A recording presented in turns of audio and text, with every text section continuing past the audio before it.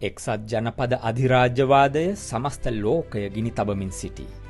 ශ්‍රී ලංකාවේ ජනාධිපති අනුර කුමාර දිසානායකගේ ආණ්ඩුව ඇතුළු ලෝපුරා පාලකයෝ එහි වියදම කම්කරුවන් සහ පීඩිතයින් මත පටවති.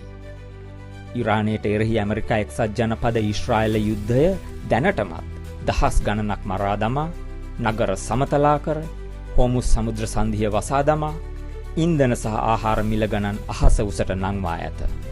මෙය එක්සත් ජනපදය සහ එහි සහචරයින් විසින් තෙල් සහ ගෝලීය වෙළඳපළ පාලනය කිරීම සඳහා කෙරෙන අධිරාජ්‍යවාදී යුද්ධයකි. ජනතා විමුක්ති පෙරමුණු ජාතික ජනබලවේග ආණ්ඩුවේ ඊනියා මධ්‍යස්ථභාවය වනාහි අධිරාජ්‍යවාදයට එය දක්වන සහයෝගය වසන් කිරීමකි. ලෝපුරා ව්‍යාජ වාම සංවිධාන යුද්ධය නවත්වන ලෙස අධිරාජ්‍යවාදී බලයන්ට කරන ආයාචනාවලින් කෙරෙනුයේ කම්කරුවන් සහ තරුණයින් දේශපාලනිකව නිරායුධ කිරීම පමණකි.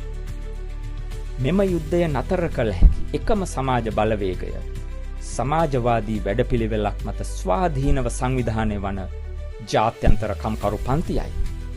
මෙම කරුණු පැහැදිලි කරමින් සමාජ සමානතාව සඳහා ජාත්‍යන්තර තරුණයෝ සහ ශිෂ්‍යයෝ පවත්වන ප්‍රසිද්ධ රැස්වීමට එක්වන්න ඉරානයට එරෙහි එක්සත් ජනපද ඊශ්‍රායල යුද්ධය නතර කිරීම සඳහා ජාත්‍යන්තර සමාජවාදය මත පාදක වූ කම්කරු පන්තියේ ලෝක යුද විරෝධී ව්‍යාපාරයක් ගොඩනගමු.